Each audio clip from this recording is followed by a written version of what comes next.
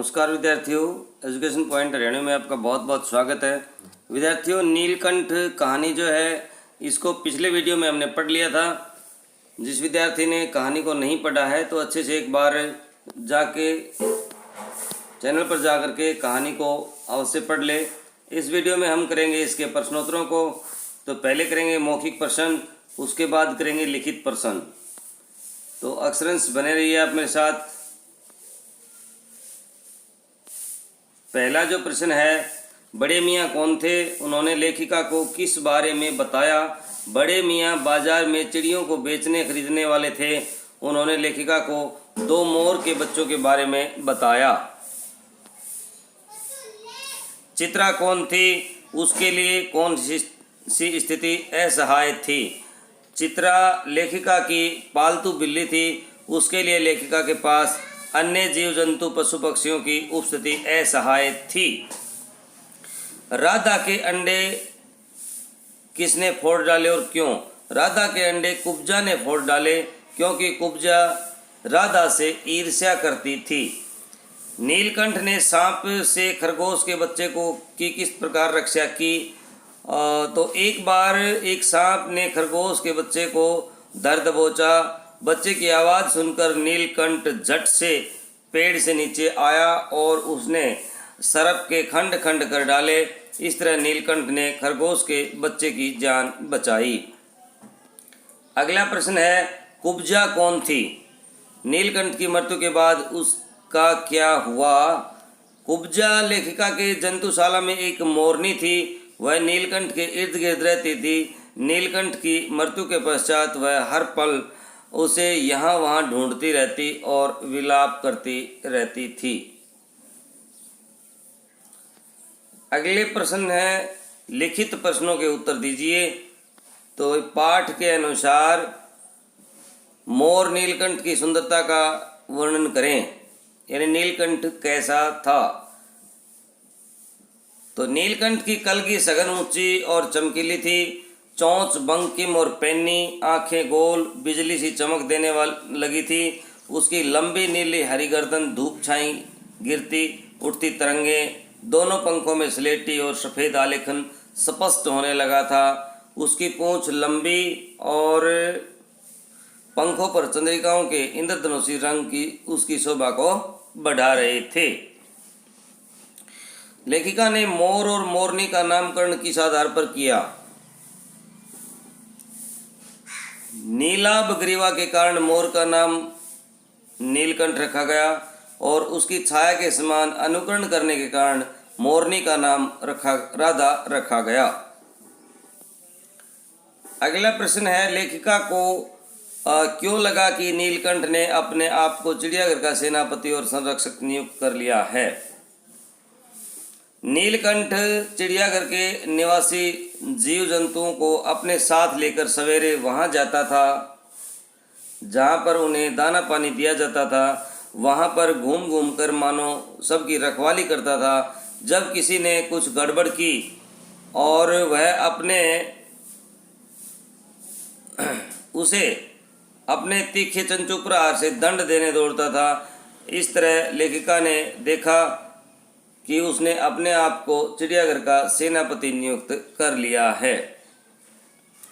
दंड विधान के समान ही चिड़ियाघर के जीव जंतुओं के प्रति नीलकंठ का प्रेम भी था, असाधारण था। कैसे प्रेम भी असाधारण आएगा भाई? है ना, है को साथ में जोड़ ले।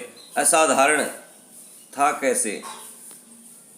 दाना पानी चुगने पर जब चिड़ियाघर के जीव जंतु गड़बड़ करते थे, नीलकंठ उन्हें अपनी चोंच के प्रहार से मारने दौड़ता, परंतु वह अपने पंखों को फैला करके बैठ जाता था। सभी जीव जंतु उसमें लुक्का छिपी और उछल कूद का खेल खेलते रहते थे। इस प्रकार नीलकंठ का प्रेम और दंड विधान के समान असाधारण ही था। नीलकंठ की मृत्यु के बाद राधा और कुब्जा पर क्या प्रभाव पड़ा? कुब्जा की मृत्यु कैसे हुई? ये ना थोड़ा सा मिसप्रिंट है भाई। कुब्जा, इसको ठीक कर लेना। उपजा की जगह कुब्जा है। ये कुब्जा की मृत्यु कैसे हुई? तो नीलकंठ की मृत्यु होने पर राधा निश्चेष सी कई दिनों तक एक कोने में बैठी रही। वह प्रतीक्षा के भाव से द्वार पर टकटकी लगाए रहती थी। कुब्जा ने भी कोलाहल करके नीलकंठ की खोज ढूंढ आरंभ की। वह जाली के दरवाजे को खुलते ही बाहर निकल जाती। आम, अशोक, कचनार आदि की शाखाओं में नीलकंठ को ढूंढती रहती थी। एक दिन कजली के सामने आई और उसने कुब्जा की गर्दन पर अपने दांत गड़ा दिए। अंततः कुब्जा की मौत हो गई। तो ये थे आपके लिखित और मौखिक प्रश्न। इनको छोटा पीडीएफ के रूप में मैंने दे दिया है। यदि चाहे तो आप यहाँ से देख करके इन्हें लिख सकते हैं बगैर स्क्रीन को आगे किए।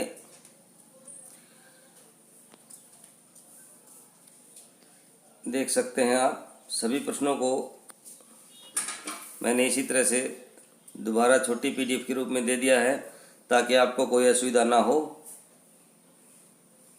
आप अच्छे से राइट डाउन भी कर सकें।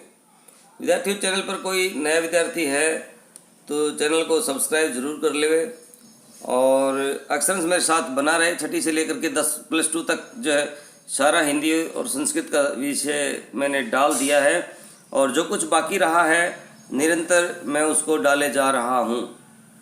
तो अगले प्रश्न करते हैं। इसके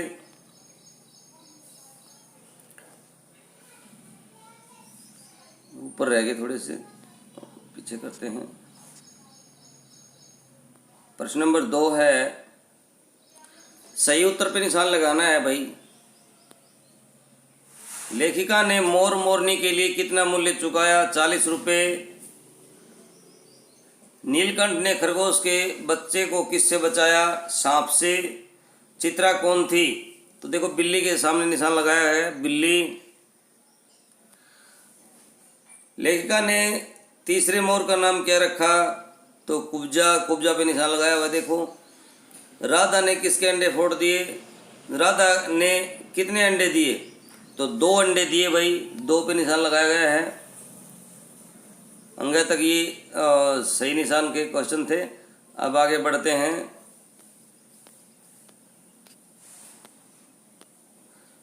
अगला जो प्रश्न है, प्रश्न नंबर 3, रिक्त स्थानों की पूर्ति करनी है। बड़े मियाँ के चिड़िया वाले की दुकान की तूफान मेल के लिए कोई स्टेशन नहीं था, तो यहाँ चिड़िया वाले भरना है। ख में, जब मेरे कमरे का काया पलट चिड़िया खाने के रूप में होने लगा, तो यहाँ चिड़िया खाने भरना है। अगले में राधा ने सहायता देने की आवश्यकता नहीं समझी, आवश्यकता भर देंगे इसमें। मयूर कला प्रिय वीर पक्षी है, हिंसक मात्र नहीं तो हिंसक भर देना है। वास्तव में नीलकंठ मर गया, ये रिक्त स्थान थे। अगला प्रश्न है, किसने किसको कहा? मोर के बच्चे हैं कहाँ? लेखिका ने चिड़िया वाले से कहा। तितर हैं, मोर कहकर ठग लिया। घर के लोगों ने लेखिका से कहा। टालने के लिए मैंने कह दिया, गुरुजी ने मंगवाए हैं। चिड़िया वाले ने लेखिका को कहा। मोर के क्या सुरखाब के पंख लगे हैं? लेखिका ने घर के लोगों को कहा। और पर आपसे भी यह अधमरी मोर ने ले जाने को कैसे कहूँ? तो चिड़िया वाले ने लेखिका को कहा। अगला प्रश्न है, पाठ में से इन व्यक्तिवाचक संज्ञाओं से के जातिवाचक रूप लिखें। नीलकंठ मोर जाति से, कुब्जा मोरनी है, ये कजली है ना भाई, कचली नहीं कजली है, ये कुतिया है। चित्रा बिल्ली है, राधा मोरनी है, लक्का कबूतर है। अगले प्रश्न में तत्सम शब्दों के तद्भव शब्द लिखने हैं। हरित को हम हरा लिखेंगे, गरिवा को गर्दन, सफेद को सफ़ेद, कर्ण को कान, नीलाभ को नीला, पक्षी को खग, कर्म को काम और संकीर्ण को लिखेंगे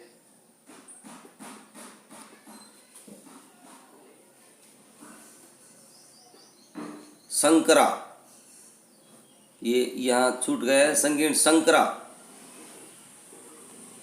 अगला जो है संधि कीजिए, विष में अभिभूत है तो विष में अभिभूत हो जाएगा नवगंतुक। नवगंतुक मेघाच्छन, बादलों से ढका हुआ जो होता है मेघाच्छदन। देखो जैसे संधि मैंने की गई है तो आप देख सकते हैं।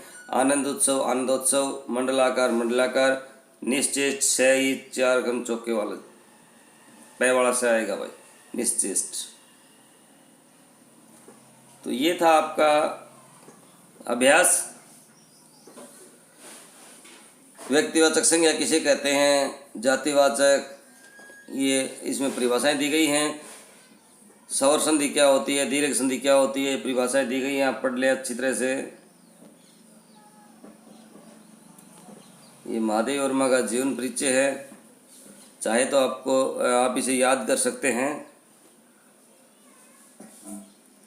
हम मिलेंगे नेक्स्ट वीडियो में नेक्स्ट पार्ट के साथ। तब तक बने रहिएगा मेरे साथ एजुकेशन पॉइंट हरियाणवी पर,